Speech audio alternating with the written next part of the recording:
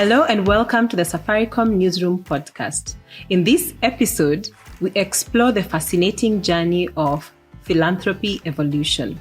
And in today's episode, we're going to look at how technology has impacted in the philanthropy space, how philanthropy has changed over the years, and how corporates are changing with the changing dynamics in society expectations of not only corporates, but also individuals. And today's guest is none other than Henry Kilonzo, but I'll allow him to introduce himself. Welcome to the podcast. I'm your host, Julian Kamau. Karibu sana, Henry. Oh, thank you very much for this opportunity. I am Henry Kilonzo. I lead programs at both Safaricom and M-PESA Foundations. And my role entirely involves identifying the smallest project that you'll see in a county in Kenya to the largest project that you will see. From a water tank, which we will deliver to a school or a community group worth around 80,000 Kenya shillings, to a maternal, newborn and a child health program worth 500 million, which will be delivered in 5 counties over a period of 3 to 4 years. That is my core role. Other roles are around partnerships, development and sustainability, because development, identifying projects and programs requires strategic partnerships. Managing the measurement and also the evaluations of our projects and programs, because we need to really document the impact of what we do as an output or as an outcome.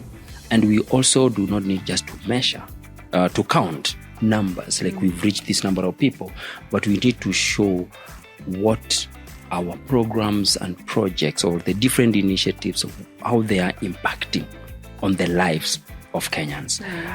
The others are around storytelling, which is very, very important. But you also use data. You use M&E to generate some of these stories as evidence.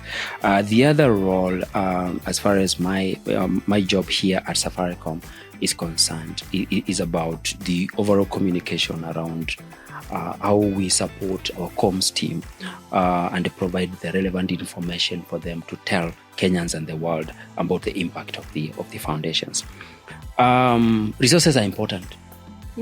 So I also have a KPI of looking for where other money is other than what Safaricom and M-PESA Foundation provides, but also looking at how do we leverage on what other resource providers are giving, either through proposal writing or co-creating with potential donors to bring in more resources for us to scale projects, for us to do more and impact more Kenyans. And then the other one also is about community engagement. That's around all the handovers that you see. Each and every day I can say we are likely to be in a community somewhere in this country, from Monday to Friday, and sometimes on Saturday and Sunday. Don't ask me when I go to church, but Monday to, I can say most times Monday to Friday, we are somewhere in a county or in a village in this country. We are either meeting a particular partner, we are either handing over a project or identifying a project, meeting counties, meeting national government, the foundations, all the key stakeholders. All this in transforming lives. That's what I do. You do all the job at Safaricom Foundation and M-PESA Foundation. Does Safaricom pay you enough? We don't work for money. And I would say money has never driven what I do. All the 20 years, more than 20 years I've been in the sector, as you rightly said. But it's about the changes, the joy, the smiles that you see in communities. Very diverse. So it means you've acquired so many skills over the time. Because I can hear finances, I can hear community engagement, I can hear understanding community needs as well. There's content creation. It's a lot. But anyway, that's why we have you on set. It's a lot. You're the right person for this conversation, where we're talking about the evolution of philanthropy.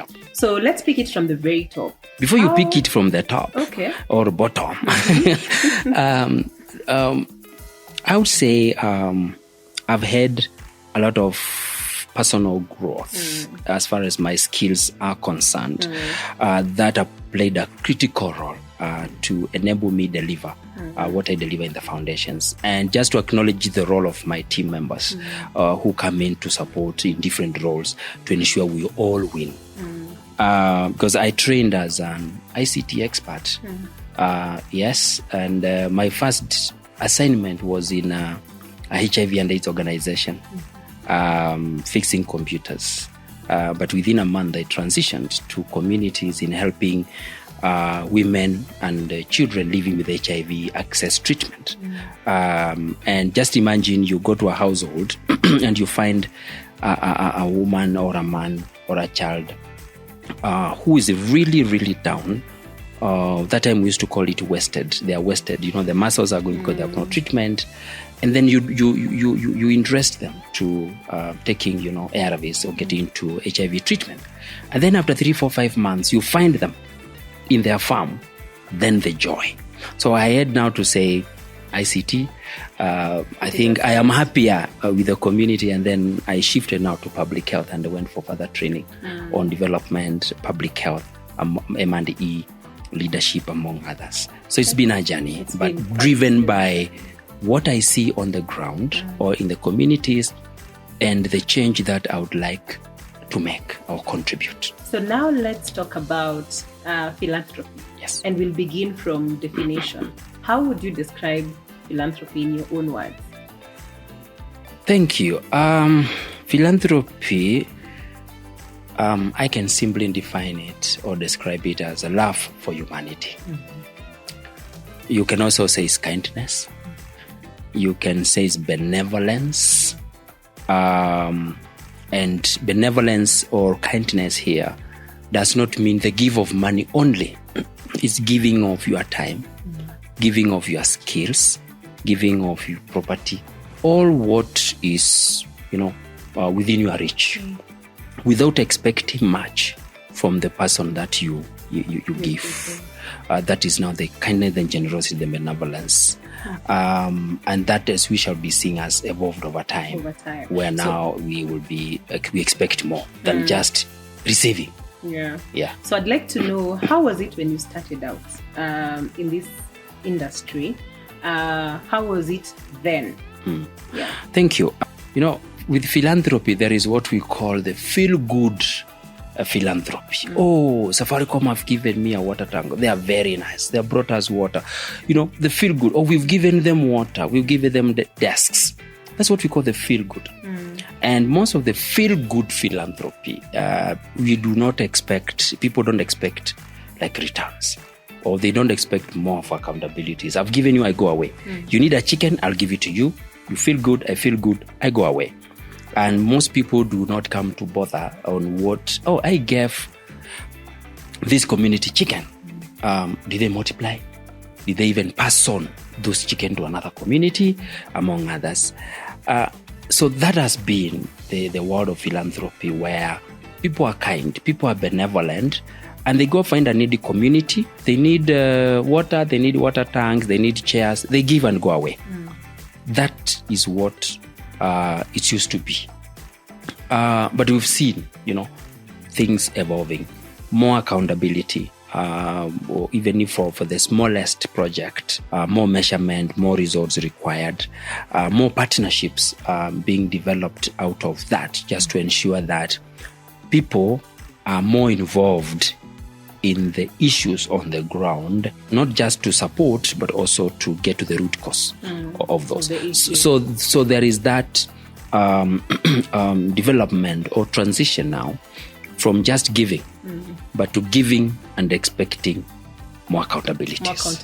Yes. So what are some of the changes that you've seen in philanthropy in terms of how corporates are approaching philanthropy or the interactions with society? First is simplifying processes. Having worked for the civil society sector before I joined Safaricom, you find there are some templates which are like 20 pages for you to apply. So by the time you finish that proposal, you have like 300 pages. But when now with corporates, is around the flexibility and the simplicity of developing the partnerships and also, the way communities communicate to us. If I can use an example within Safaricom and using Dr. Z, for example, we only have 5 questions, 1 pager. You can handwrite, you can type, you can photocopy. Foundations are very, very flexible, just to ensure that the communities are able to reach us. They can, if they wrote in Swahili, we will not say this is in Swahili, this is not in English. We will still read and understand the need. If we cannot understand the need, we'll call them and engage. The other is about looking to what we call the strategic philanthropy. And the strategic philanthropy, we can also be like sustainable philanthropy, is where we are not just doing touch and go, but we are looking at long-term initiatives that are more impactful, where we can be able to measure, the outcomes, not just the outputs. And when I talk about outcomes, it's about the changes in people's behavior as a result of the different initiatives that we have at the community level. And a good example here is, for example, what we are doing in different counties. Just to mention Lamu, for example, where through a 3-year period, we were able to contribute to the reduction of maternal mortality from 676 per 100,000 live births to the current less than 350 per 100,000 live births. And this is usually measured after every five years, for example. And it's usually a nationwide impact study led by the government, and specifically the Kenya National Bureau of Statistics, Ministry of Health, and the others. If you check the demographic health survey report of 2022, and you compare with the demographic health survey report of 2014, you'll see the contributions of some of our initiatives. Then there is now technology and philanthropy, which is critical. And this can be discussed in a separate podcast on its own because it's very wide. But I'll make it simple this way. We see a shift now from the traditional ways of doing things to use of technology, for example, in resource mobilization, in fundraising. We are seeing technology being used to leverage on the crowd, where through technology, like if I can use the Gen Zs or the millennials, are able to quickly mobilize with a specific goal. And they mobilize themselves, they mobilize the resources, they deliver, and also ensure there is accountability of those. So those are the key shifts. But allow me to add a fourth one, which in fact fourth and fifth, which are critical. It's strategic partnerships and collaboration, because no one is an island. We have to bring in other people, other key stakeholders, the community being a key stakeholder, because it doesn't matter how much money you have. It doesn't matter how talented you are. If the community is not there, then you have no business. My next question is, there are 2 foundations, right? There's Safaricom Foundation and there's M-PESA Foundation. Correct. How different do these 2 foundations operate? Safaricom Foundation was established in 2003. We just celebrated our 20 years last year. And it was such an impactful 1-year-long interaction with the community. And then M-PESA Foundation was established in 2010. And this year, we'll be celebrating 15 years as M-PESA celebrates 18. So both foundations focus on health. And because health is broad, we looked at, based on evidence, we looked at the pain points around health, and we picked on maternal, newborn, and child health. And of late, we've added reproductive health, and we also added adolescent because of teenage pregnancies, which is critical, which is a burden in this country. With most counties are averaging around 15% of that segment. And we picked the maternal and the child health, where our aim is to save the lives of the mother and the newborn. And then we also focus on education. And in education, because it's also very broad, we are looking at improving learning spaces for our children or learners. We're also looking at skills development of young people. And that's why the trustees of both foundations put a lot of resources on TVET. at the university level, working with, for example, University of Embu, to vocational training centers like what we have in Waithaka in Nairobi, and other TVET centers in Mombasa, Marsabit, and other counties. We're also looking at agribusiness. Here, I know you may ask, you want people to go to the farm? Okay, while I love farming, we want to make it interesting for young people to get to farming. Statistics or different papers have told us that the average age of a farmer in Kenya is 60 years. Unfortunately, you may find some of their children don't know even how to hold a djembe. So, but how do we make sure, even if I don't know how to hold a djembe, I can still be in agribusiness? I may not go to the farm, but I'm in the value chain. I may be doing the transport. I may be doing further processing of the produce to add maybe the share of life, the value addition. I may be involved in technology, but for agri, among others. So we are heavily investing in Busia County, just having come from Kajiado County. So in Busia, we are partnered with the Lake Basin Authority.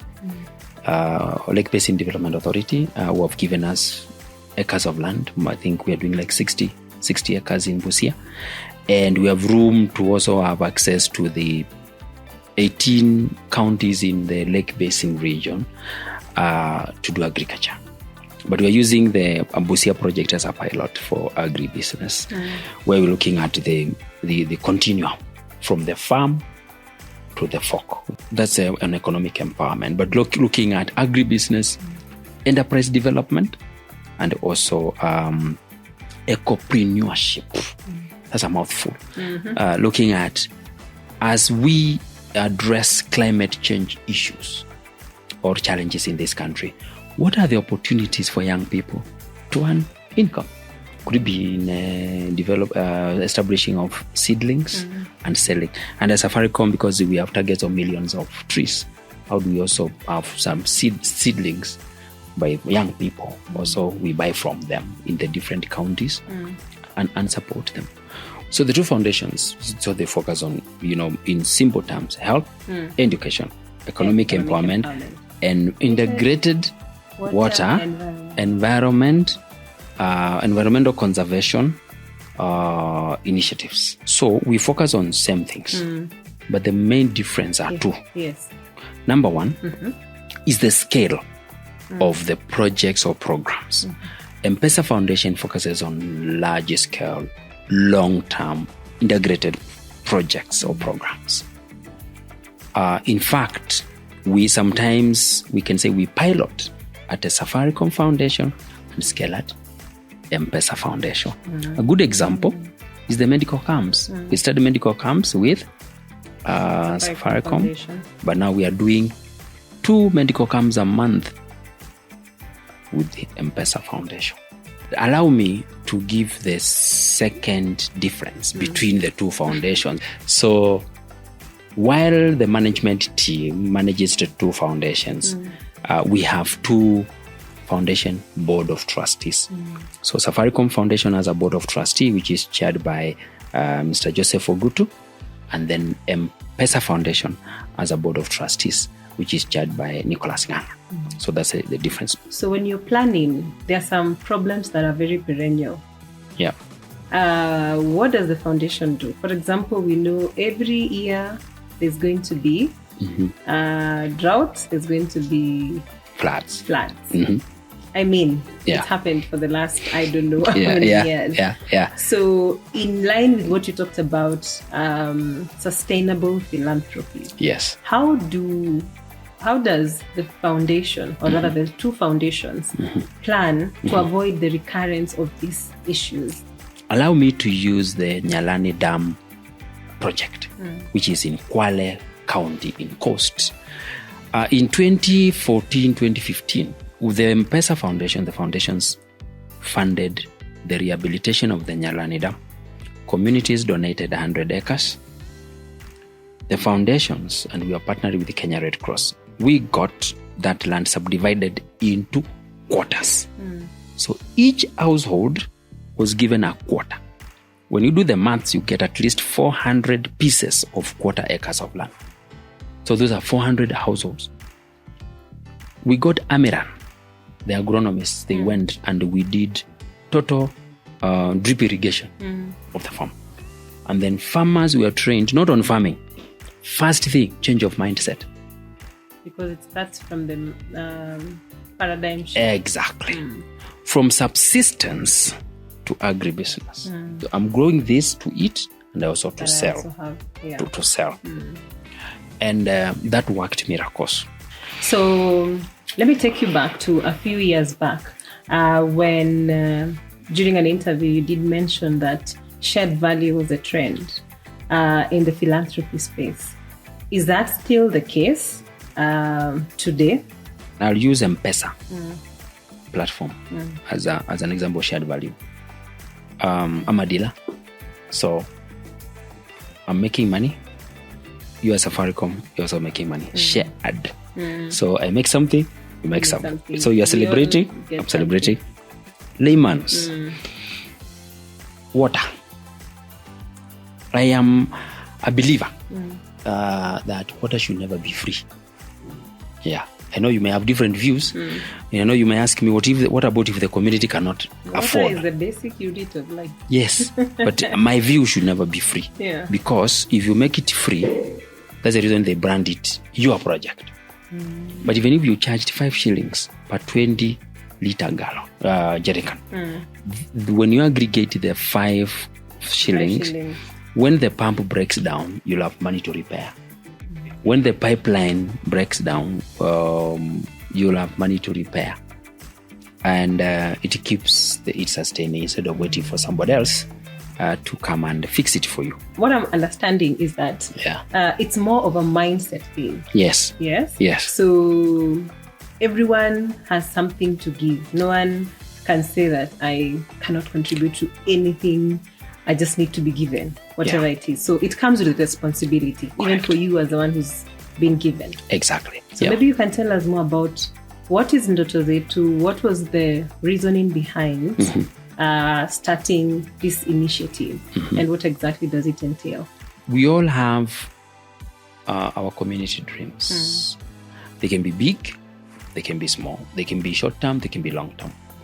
And most people, I think nobody really has a bad dream for their community. All dreams are valid. Yeah. And we, in 2018, that was when we crafted the Safaricom Foundation 2018-2021 strategy, where we are looking now more into the long term, so that we can be able to measure change. But we realized that if we were to do only long-term integrated programs, we'll be losing out on majority of people because we have no money to do strategic programs for all the counties. And even if it's the county, not everybody will benefit. So what the thinking of the trustees was that what if we had a special fund allocated to support people's dreams, which may not be big. You may find the dream of my community is to extend a water pipeline by 20 meters. Have the communities of children who are sitting on the floor, get them desks. Women, get a woman group, tents and chairs for hire. Get youth group, a car wash machine, which is like 130,000, which they can set next to a road and make money instead of getting getting involved to the other social ills, other crimes. And we had the first call for proposals, and I can tell you, it was the response. We got 6,000 applications. Wow. Online or even physical? Both. That's a good question. I talked about simplicity and the flexibility. So it was online, it was handwritten. Maybe they could call, nimesikia hii kitu inaitwa Ndoto Zetu. Okay, go to the nearest Safaricom shop. They will give you a form. And even if they don't have one which you can photocopy. That's how simple it was. So what's the dream? How much will it cost? And how will you sustain it? Then there's a team that sits down, evaluates, and based on the criteria, then it's allocated, and then by the end of the financial year, most of the times we've delivered. So Henry, M-PESA Foundation is turning 15 years this year. Yep. What's the future, and what are you looking at in terms of philanthropy, especially as you gear up to turning 18 years old? I would say the 15 years have been a learning period for the foundation. And moving forward now with the turning of 15, it to be very exciting. And we will continue to use the learnings from the 47 counties, from the different initiatives, programs, partnerships that we have to continue to improve the way we do things, and especially improving on our efficiencies, improving on our strategic partnerships, and also especially looking keenly into issues of sustainability. That's a very, very, very, very important. Just the way we are talking about 15, it is our prayer that maybe 15 years to come, we will go to a particular project and find our mark. We will go to a particular community and find our history, that we are part of the transformation that would be experienced in that community then. From a philanthropy side, definitely measurement of our results will continue to be critical. That's also linked to what is happening globally around philanthropy.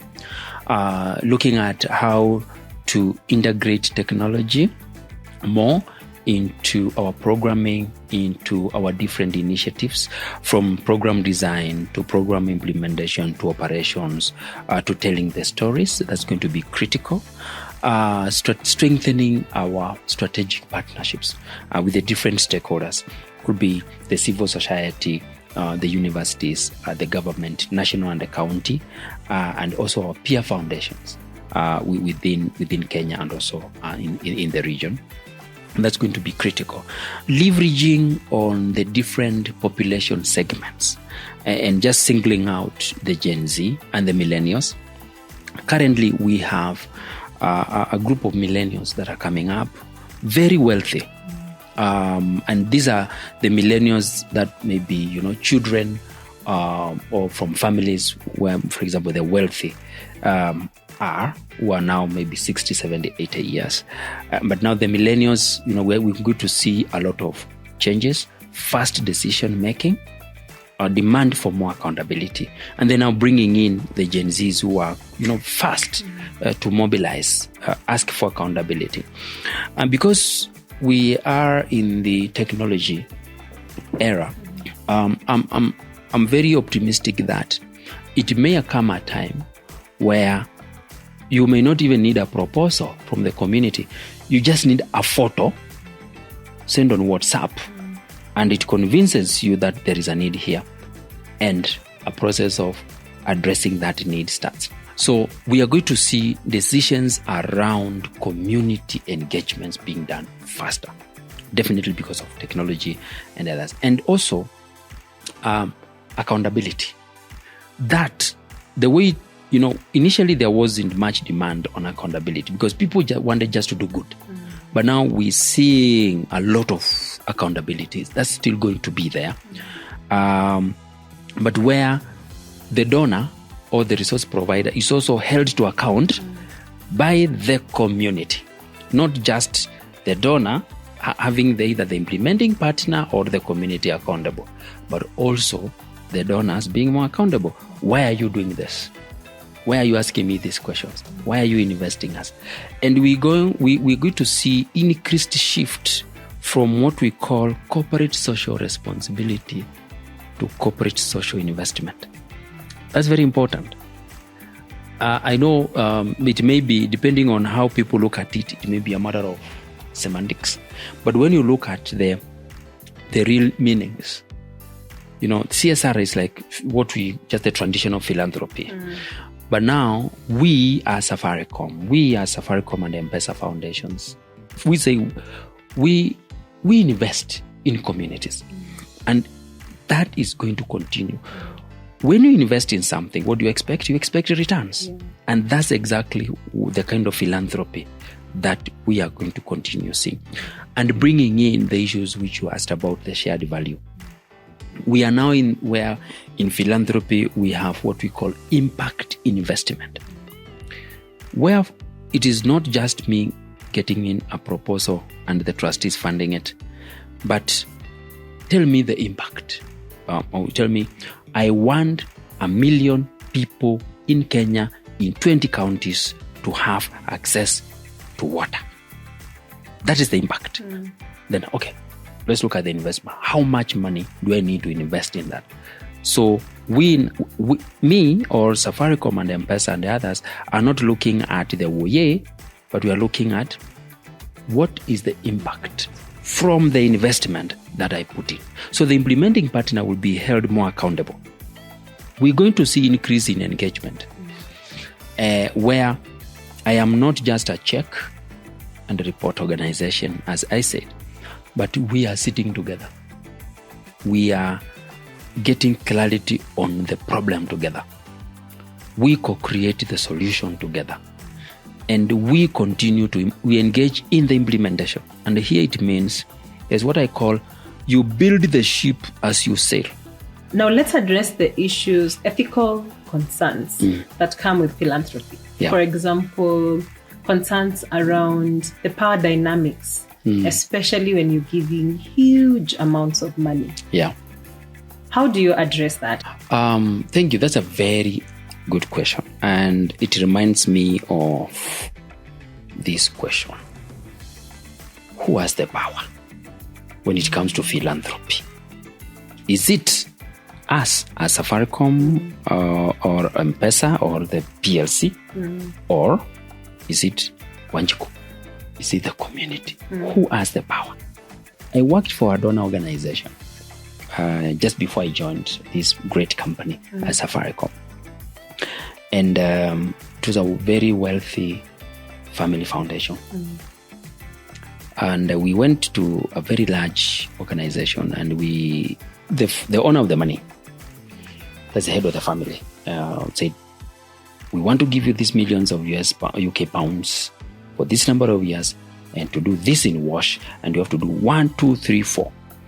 And then the CEO looked at the owner of the money and he told me, thank you, we don't need your money. The sponsor. Thank you, we don't need your money. And as a Kenyan, I was very happy.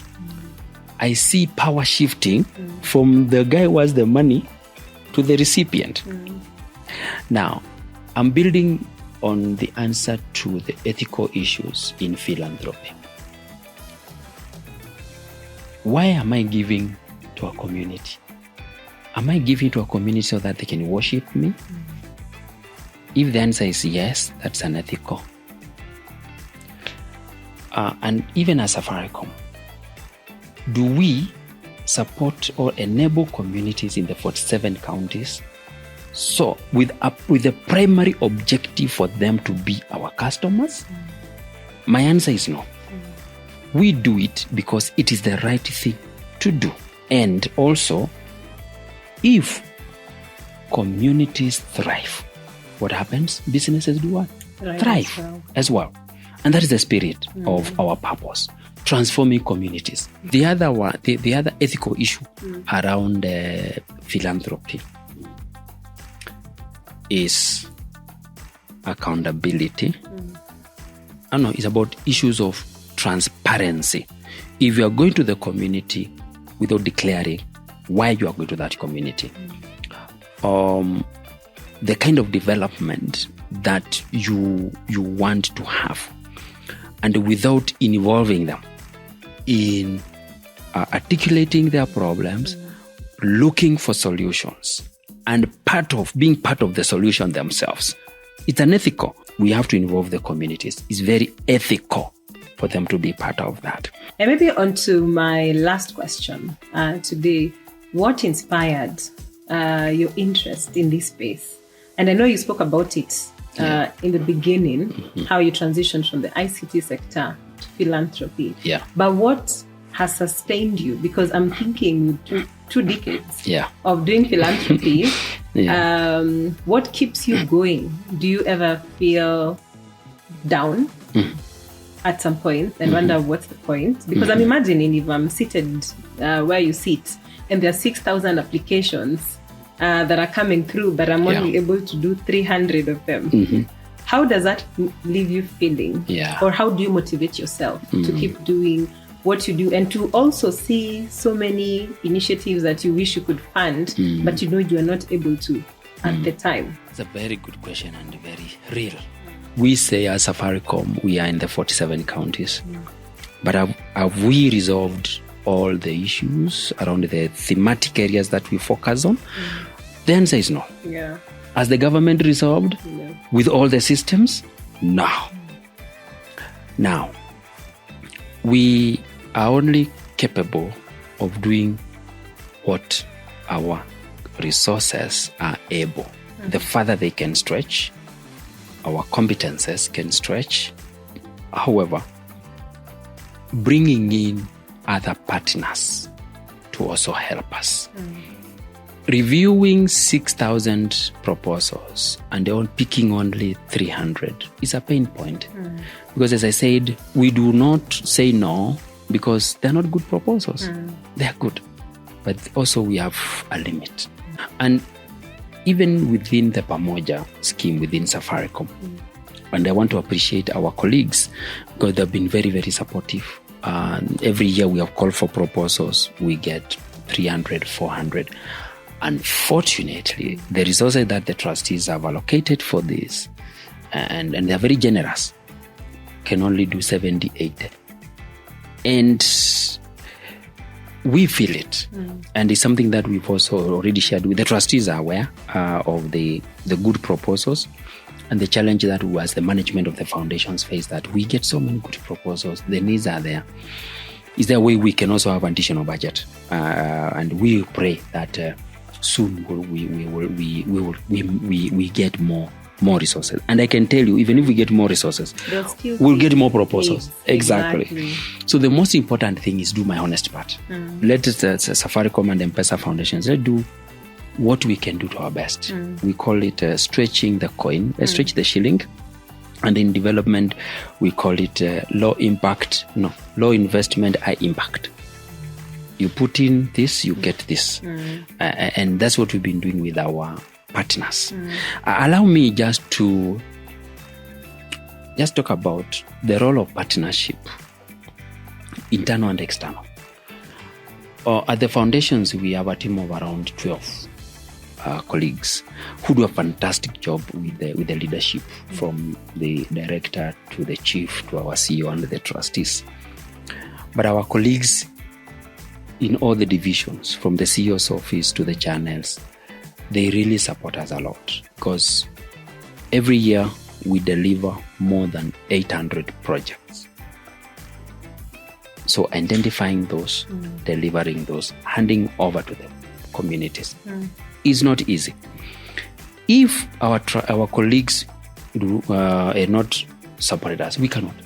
But because they support us, either on job rotation, they have the different committees in Pamoja or Samaria, the regional, without their support, we can't. But they support us and ensure that we are able to do what we do. Just to say thank you to our colleagues. Now, externally, I said we are in health, we are in environmental conservation, but that's not our expertise. Our expertise is in technology as Safaricom. But we get organizations who are good in health, organizations which are good in agribusiness, organizations which are good in youth empowerment, microloans, and we work with them to deliver the different initiatives. That's very, very important. And there's something that even as philanthropy evolves, we are going to see more of that. Technology definitely, finally, will continue to be in the forefront across in ensuring that issues of accountability, reporting, storytelling, and analytics come into the fore to ensure that philanthropy is able to do more. And especially addressing the justice issues that look into the long-term solutions to community pain points. When you look at what the foundations do, and the joy, the satisfaction at the community. Community engagement becomes therapeutic. So sometimes when you see, guys go to you guys don't get tired. Tomorrow you're going to Baringo, Kisumu. You don't get tired. It's therapeutic. Because you went and found young people, or just idling. You go and find them washing cars. You go and find them doing agribusiness, busy. That is the joy. You when you went, children were learning in very, very unconducive environment.